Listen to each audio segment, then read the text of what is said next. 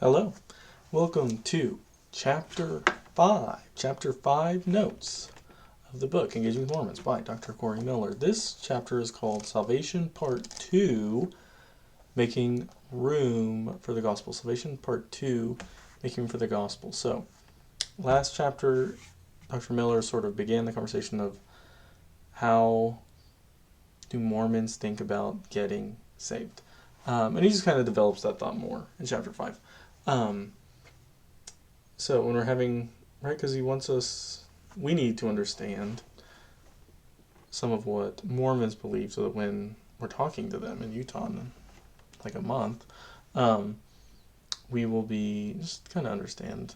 It'll be easier for us to have a conversation with them if we kind of have an idea of how they think about things. So, chapter starts off, and the author, remember the author grew up in a Mormon family. His family's been Mormon for generations. He did believe in the real Jesus and is saved now and spends a lot of his life trying to reach and save other Mormons, people who used to be Mormon like him. So, he starts out with a story from his childhood where all of his friends are getting baptized. Mormons often get baptized around 8-ish. He was terrified to get baptized. Why did he not want to get baptized? Because he knew that with it came a ton of responsibilities. Right? Baptism wasn't acknowledging like, hey, it's done for me.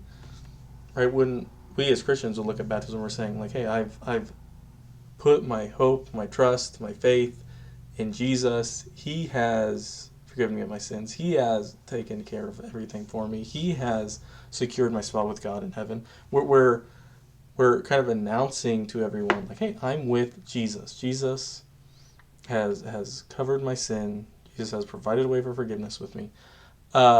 This guy, and remember he grew up Mormon, is looking at baptism as saying, I'm going to get baptized, and now I have a ton of work to do. I have to start, like, by myself with my own, like, sheer force of will, start eliminating sin from my life. He was scared of this, right? He was very reluctant to get baptized. His parents wanted him to. He was nervous about getting baptized because he knew getting baptized for him meant more work, not burden taken off. Like, we know when we trust Jesus, that's what happens to us. So, just a reminder, we kind of talked about this last chapter. He repeats himself a little bit, probably just to make sure we get it clearly. When Mormons talk about salvation, they believe everybody's going to live forever, right? Everybody's going to live forever. And when we're talking about are you following their religion or not following their religion, they're more looking at it like, what's the quality of your time going to be like? Is it going to be kind of like boring, nothing's going on, or are you going to be on a path to becoming your own god of your own planet? So that's kind of the scale they're looking at, right? It's not the biblical just kind of division between like good with God in heaven, bad, separated from God, facing judgment in hell. This is the way the Bible talks about it. Mormonism is like everybody's going to be resurrected, everybody's going to live forever. It's just kind of what's the quality. Is it going to be like boring? Is it going to be awesome? So, there's actually, I think this is interesting. There's actually kind of disagreement when you talk to Mormons about whether or not you can, quote unquote, like hear the Mormon gospel in the afterlife. So, this is what I mean. Let's say, like, this is what they believe. Some of them believe. Some of them believe you can live your life on earth, never hear about the Mormon religion, but you're going to be resurrected, right? You're going to be resurrected. You're going to be in the boring heaven. Some of them believe that while you're kind of in boring heaven, you can actually understand the truth and sort of like repent and get saved as a Mormon in the afterlife and thus sort of make your journey up to being your own God in the afterlife. Which, if you think about it, kind of makes your life on earth kind of meaningless if you can like do whatever you want and then sort of make it up all in eternity in heaven. But there's disagreement about this. Dr. Miller says that like the official statement, like the official doctrines of the church would say that's not true. That's not true, right? If you don't embrace Mormonism now, you can't like make up for it later. However, Dr. Miller does talk about how like if you're just talking to Mormons like on the streets, you're just talking to like normal Mormons, not the ones who are like teaching at BYU, stuff like that. A lot of them believe you can sort of make it up after you're dead, after you're been resurrected in heaven. And I actually had a conversation with a Mormon in Kansas City about this. Seems like there's a lot more presence of them in Kansas City. We had people stop by our apartment, and I was living in Kansas City with some guys, and I was the sort of guy who just like invite them in and talk to them. So we're hanging out, talking to the Mormon guys, and they're explaining this, that like in the future, after you're dead, you can still like kind of correct everything and start following God in the afterlife and go from there. And I was kind of confused by this, and I was like, then why are you, what I was asking them was like, then why are you out here trying to reach me now?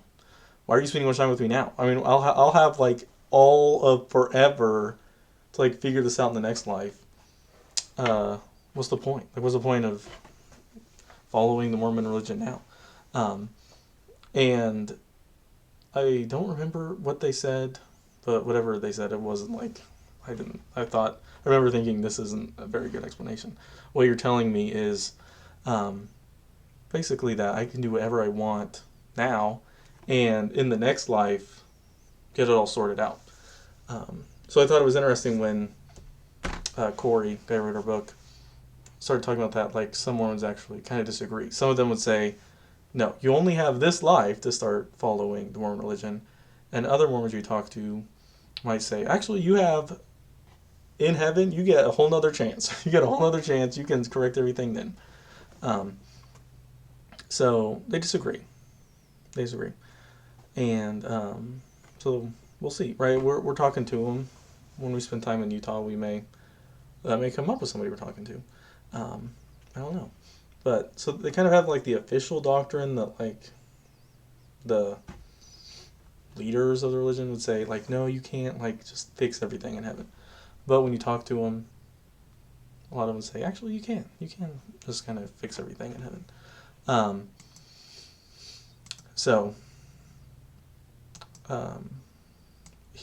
the chapter kind of concludes with Dr. Miller just kind of emphasizing again that Mormons, like, to get saved, they need to repent. They need to like ask forgiveness for, resist, fight, kill every sin in their lives out of just a force of will, just pure desire. Do that, then God's grace kicks in, right? Do that, then you can go to God for forgiveness. He'll forgive you. He describes Mormonism as like a religion of do, right? You want to be a Mormon, here's a list of a bunch of stuff to do. You want to be a Mormon, you need to get to work, like killing, fighting, using your force of will to just like scrape out, remove every bad thing from your life. And like once you've like put in all of the work that you can conceivably do, then God comes in with the grace and forgiveness and stuff like that. He says Mormonism is a religion of do, whereas the Bible presents like real Christianity as a religion where everything is done. Everything is done when Jesus pays for it on the cross, right? Mormonism is a religion of do stuff. Christianity is just a relationship with somebody who's done it, who's taken care of it, who has saved us, right? When Jesus is dying on the cross, one of the last things he says is, it's finished. does he mean? Like, it's done. It's done. I took care of it. When Jesus died on the cross, he saved his people. He saved his people. It's not like he saved his people as long as they put in all the work they need to do. He saved his people as long as they follow these certain commandments. He saved his people as long as they can like actively remember every bad thing they've done and like individually apologize for them. No, right? Jesus took care of it. He took care of it, right? And we embracing him, making him Lord, making him King, it's done for us, right? Mormonism, Christianity is done. It's done. Jesus has done it for us.